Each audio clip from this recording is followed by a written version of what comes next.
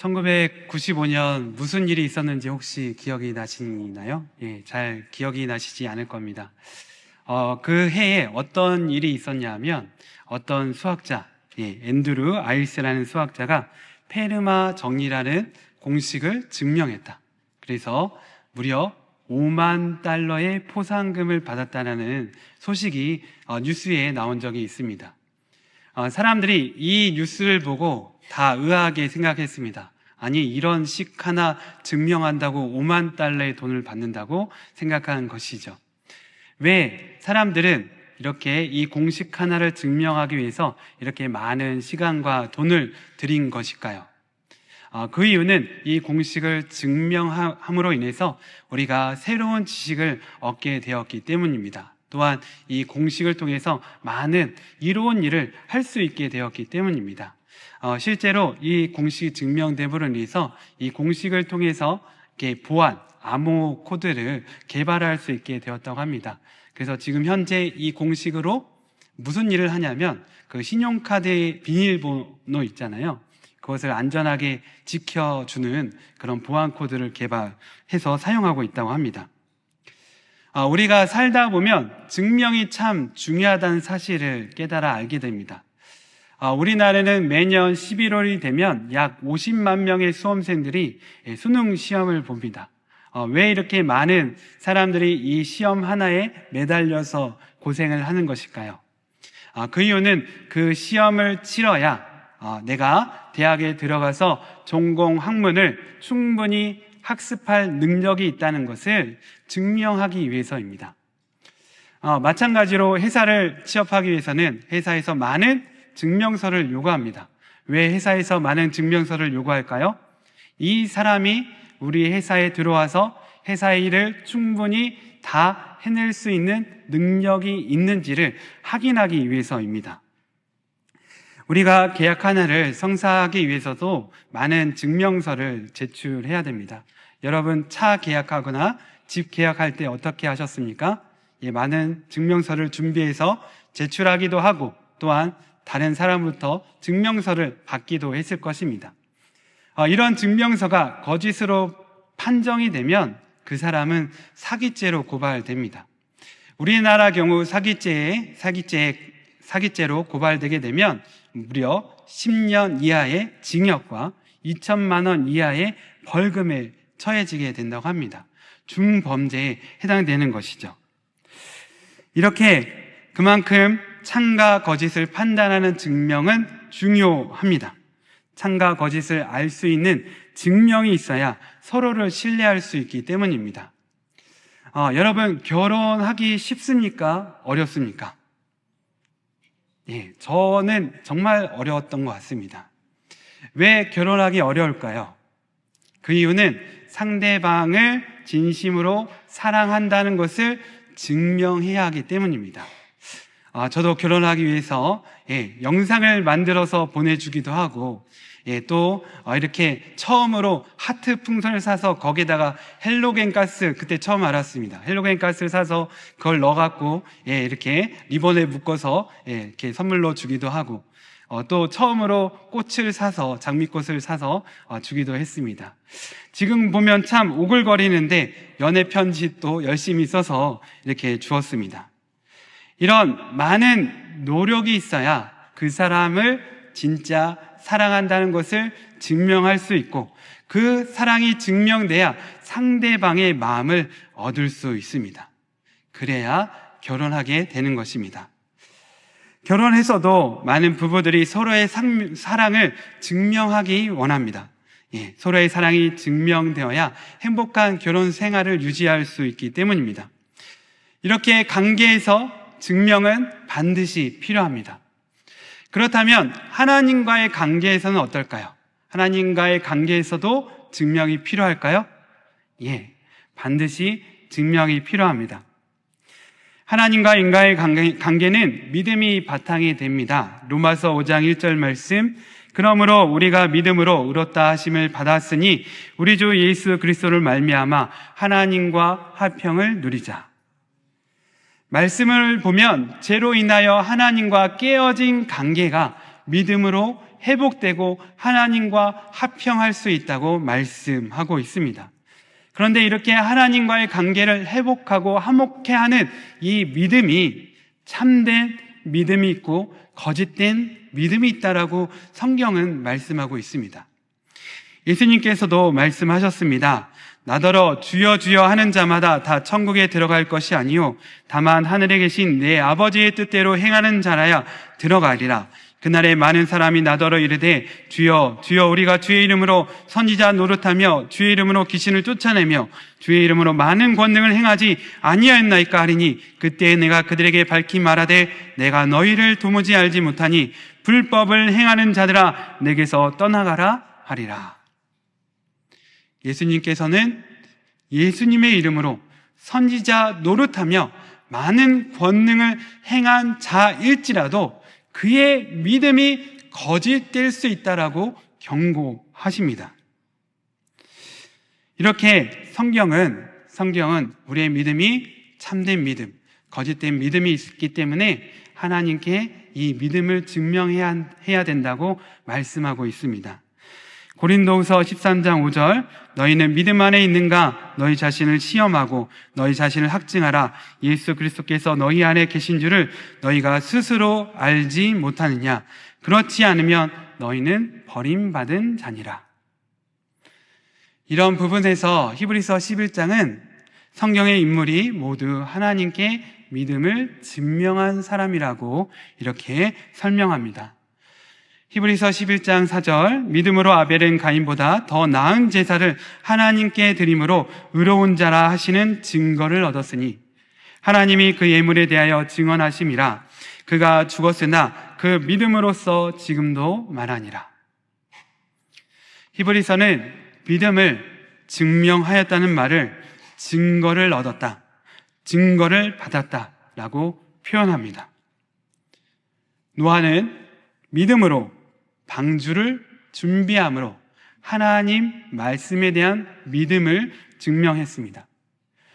아브라함은 하나님께서 그의 믿음을 시험하실 때 자기의 아끼는 독자 이삭을 하나님께 번제로 드림으로 그의 믿음을 증명하였습니다. 다윗은 생명을 걸고 골리앗 앞에 하나님의 이름으로 섬으로 그의 믿음을 증명하였습니다.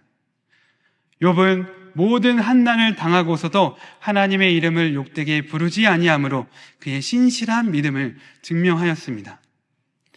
성경은 말합니다. 그들은 믿음을 증명함으로 불의 세력을 멸하기도 하며 칼날을 피하기도 하며 연약한 가운데 강하게 되기도 하며 전쟁에 용감하게 되어 이방 사람들의 진을 물리쳤다고 말하고 있습니다.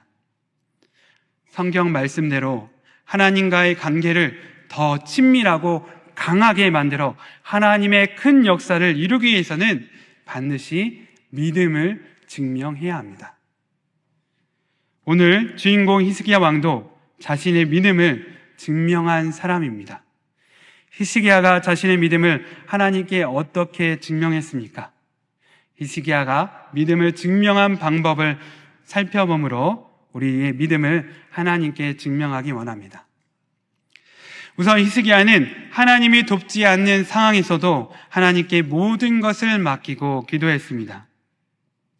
히스기야는 남유다 왕국의 종교개혁을 힘쓴 신실한 사람이었습니다.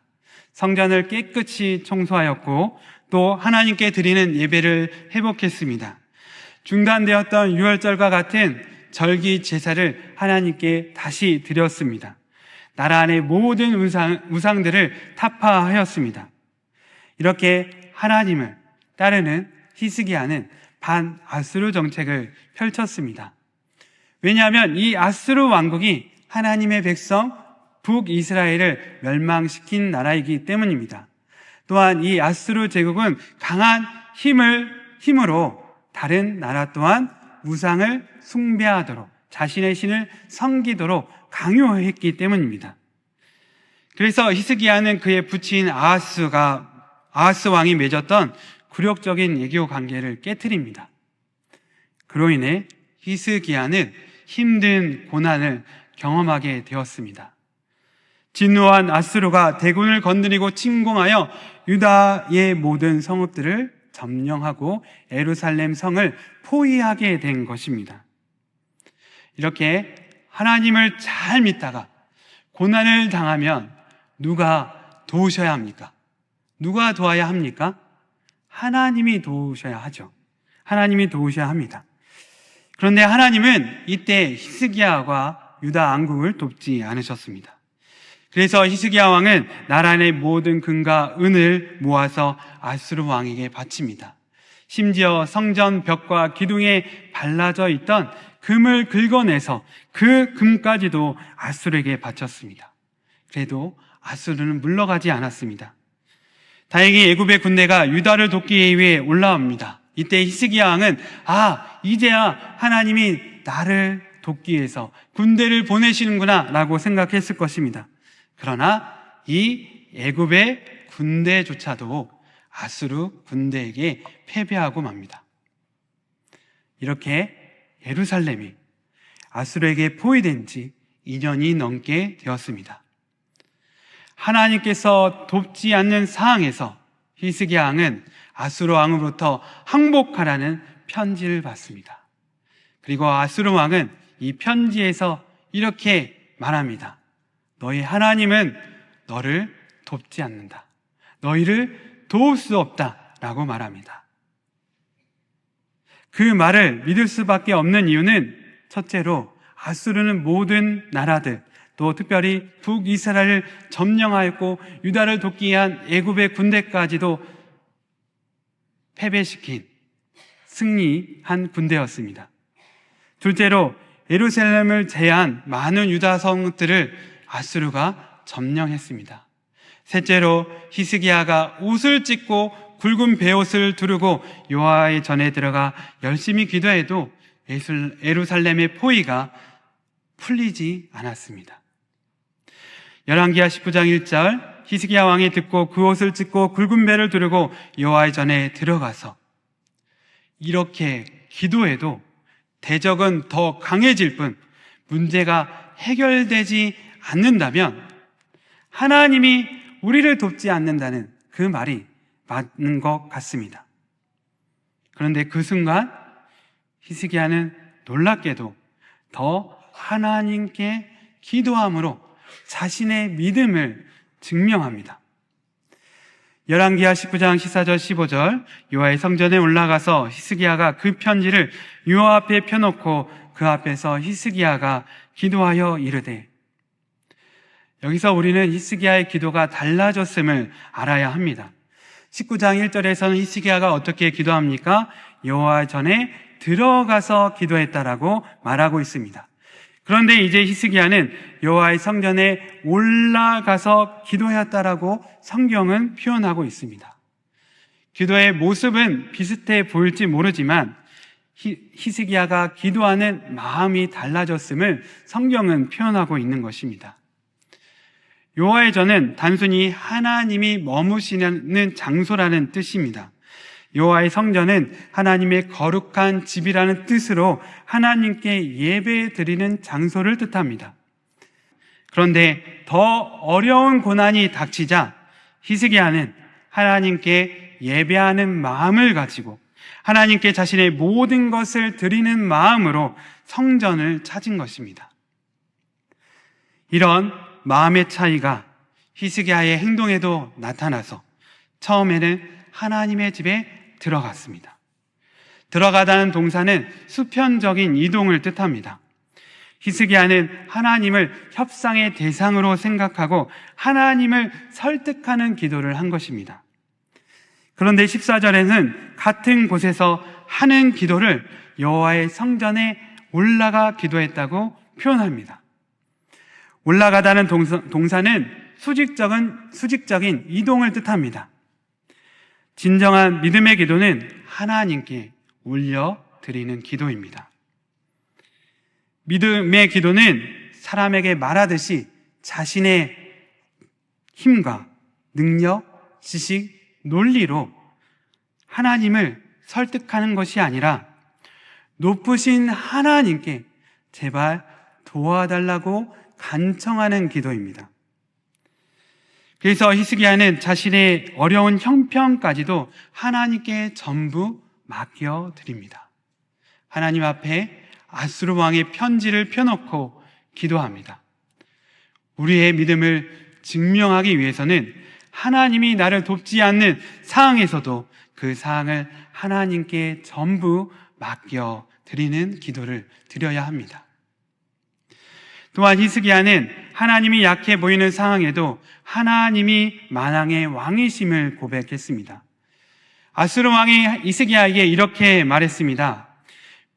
열왕기하 18장 33절에서 35절, 민족의 신들 중에 어느 한 신이 그의 땅을 아수르 왕의 손에서 건진 자가 있느냐? 하맛과 아르밧의 신들이 어디 있으며 스발 와인과 헤나와 아와의 신들이 어디 있느냐? 그들이 사마리아를 내 손에 건졌느냐? 민족의 모든 신들 중에 누가 그의 땅을 내 손에서 건졌기에 여호와가 예루살렘을 내 손에서 건지겠느냐 하셨느니라. 무슨 말입니까? 아수르가 믿는 신이 강해서 세상의 많은 나라를 정복했다는 것입니다. 심지어 북이스라엘 사마리아까지 정복했다고 말하고 있습니다. 고대 시대의 사람들은 나라의 전쟁을 그 나라의 신들의 싸움이라고 생각했습니다. 그래서 이긴 나라의 신은 강한 신이요, 패배한 나라의 신은 약한 신이라고 생각했습니다. 하나님이 약해서 북이스라엘 사마리아가 패배한 것이다. 그러니 약한 하나님이 너희를 도울 수 없다고 아수르 왕은 말한 것입니다. 때로는 하나님이 약해 보일 때가 있습니다. 회사나 학교, 삶의 터전에서 그리스도를 믿는 성도들이 사람들에게 치이고 소외되고 멸시받을 때가 있습니다. 이런 모습을 보면 하나님을 믿지 않는 사람은 하나님이 약하다고 생각합니다. 그런데 우리는 이런 순간 예수님의 십자가의 고난을 생각해야 합니다. 하나님의 독생자 예수 그리스도께서 하나님의 힘이 약해서 십자가에 못 박혀 피 흘려 죽으셨습니까? 어떻게 생각하십니까? 아닙니다. 하나님의 힘이 약해서가 아닙니다. 하나님께서 우리를 사랑하심으로 희생하신 것입니다. 하나님은 우리를 사랑하심으로 때로는 약함을 감내하십니다. 그래서 때론 믿는 우리도 세상에서 희생을 당할 때가 있습니다. 그러한 때일수록 우리는 만왕의 왕이신 하나님을 찬양해야 합니다. 히스기야 왕이 제일 먼저 한 기도는 하나님을 찬양하는 기도였습니다. 그룹들을 위해 계신 이스라엘 하나님 여호와여, 주는 천하 만국의 홀로 하나님이시라. 주께서 천지를 만드셨나이다. 북한에서 예수님을 믿으면 핍박을 받습니다. 한 할아버지께서 예수님을 믿다가 발각되어 감옥에 갇히게 되었습니다. 그 감옥에서 무수의 핍박을 받는 가운데서도 이 감옥에서 이 할아버지에게 하루에 1시간 이 감옥들을 산책할 수 있는 시간을 허용해 주었습니다. 많은 고난으로 인해서 쇠약해진 이 할아버지는 그 시간 감옥들에 나가 지팡이를 짚고 힘겹게 산책을 하였습니다. 왜냐하면 그 시간만이 햇볕을 쬐을 수 있는 시간이었기 때문입니다. 그런데 악한 간수들은 이 꼴도 보지 못하여서 할아버지가 그렇게 지팡이를 짚고 산책을 하면 그 지팡이를 걷어차 버리는 것입니다. 그러면 그 순간 이 할아버지는 바닥에 나뒹굴 수밖에 없었습니다. 그런 할아버지를 부축하기 위해 한 죄수가 달려와서 이 할아버지를 일으켜 세웁니다. 그런데 그 순간 그 사람이 정말 놀라운 말을 듣게 됩니다. 할아버지가 넘어져 신음하면서 이렇게 말씀하신 것입니다. 여호와 하나님을 찬양하라. 여호와 하나님을 찬양하라. 이렇게 말한 것입니다. 이 말을 듣는 순간 이 죄수는 할아버지께 화를 냈습니다. 아니, 당신 하나님 때문에 이렇게 고생을 하는데 어떻게 하나님을 찬양할 수 있습니까? 그런데 이렇게 화를 낸 사람이 나중에 회심하고 그리스도인이 됩니다.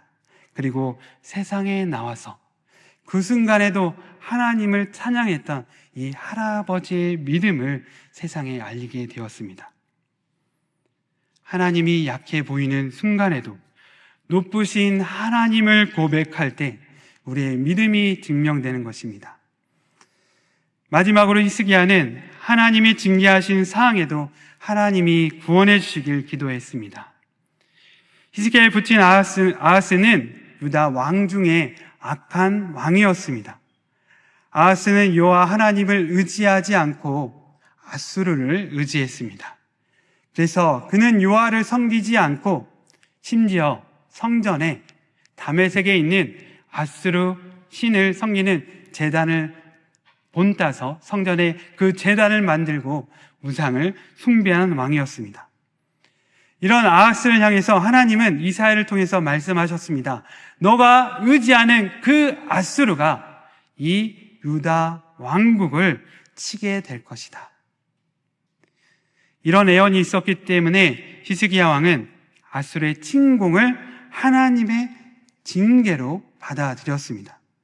그래서 이사야 선지자에게 이렇게 고백합니다. 열왕기하 19장 3절 한난과 징벌과 모욕의 날이라 아이를 낳을 때가 되었으나 해산할 힘이 없도다. 산모가 아이를 낳을 때 해산할 힘이 없으면 어떻게 됩니까? 산모도 아기도 죽게 됩니다. 이런 큰 위기를 하나님의 징계라고 생각한다면 항복하는 것이 맞습니다. 그러나 히스기야는 구원의 하나님을 믿었습니다. 죄인도 구원하시는 하나님의 사랑을 믿었습니다. 하나님이 원하시는 것은 심판이 아니라 우리의 구원임을 믿었던 것입니다. 그래서 이렇게 기도합니다. 우리 하나님 여호와여, 원하건대 이제 우리를 그의 손에서 구원하옵소서. 히스기야는 하나님을 우리의 하나님이라고 부릅니다. 하나님은 우리를 사랑하심으로 나의 하나님이 되어 주셨습니다. 우리가 예수님을 믿으면 하나님은 우리의 아버지가 되어 주십니다. 우리는 하나님의 자녀가 됩니다.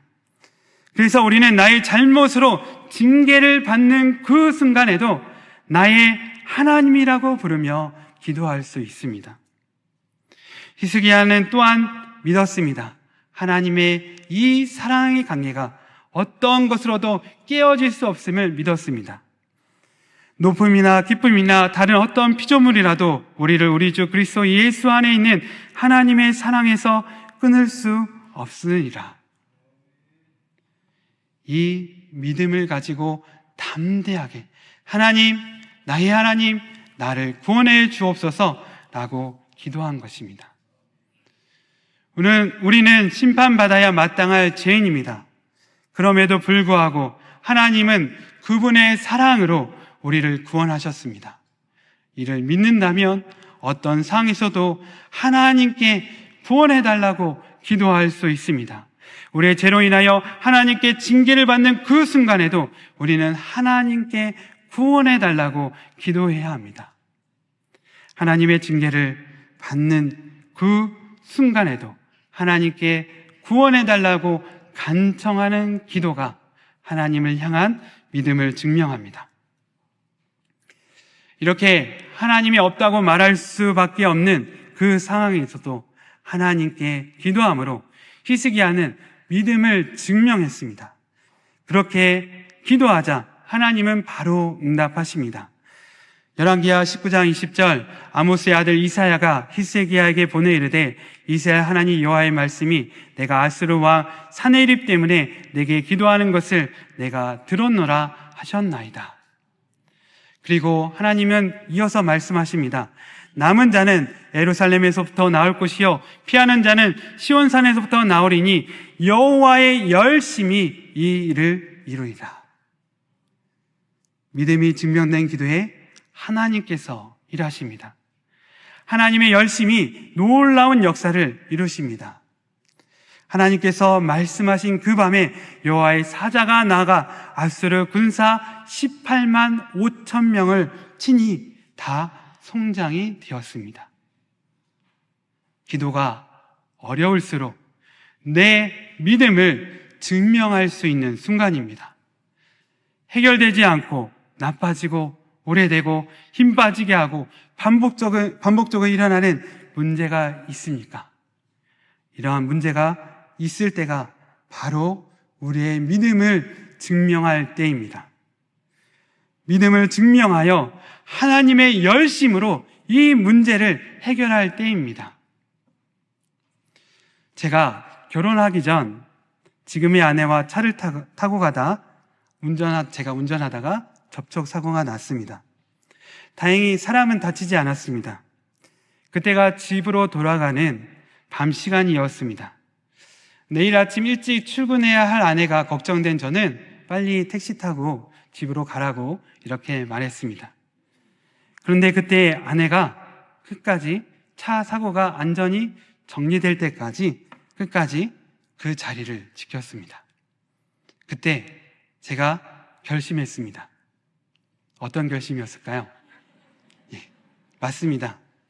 내가 반드시 이 여자와 결혼해야겠다. 네, 결심했습니다. 어렵고 힘들 때가 바로 상대방에 대한 진실한 마음을 증명할 수 있을 때입니다. 여러분이 믿음을 증명할 때 하나님은 기뻐하십니다. 그 기쁨으로 하나님은 여러분을 위해 열심히 일하십니다. 믿음의 증명을 어렵게 생각하지 마십시오. 여러분은 이미 정말 믿기 어려운 사실을 믿고 계십니다. 2000년 전 하나님의 아들 예수 그리스도가 이 땅에 오셔서 나의 죄를 대신하여 십자가에 죽으시고 부활하셨다는 사실을 여러분은 믿고 계십니다. 얼마나 믿기 어려운 사실입니까? 세상 사람들은 말이 안 된다고 생각합니다. 이런 사실을 여러분은 진리로 믿고 계십니다. 그리고 그 진리를 믿음으로 여러분이 하나님의 자녀가 되었고 내가 바로 하나님의 영원한 생명을 받았다고 믿고 계십니다. 이미 여러분은 놀라운 믿음을 가지고 계십니다. 그 믿음으로 기도하시면 됩니다. 힘들고 어려울수록 기도하시면 됩니다. 그렇게 기도할 때 여러분의 믿음이 증명될 것입니다. 지금은 기도함으로 여러분의 믿음을 하나님께 증명할 때입니다. 기도하겠습니다.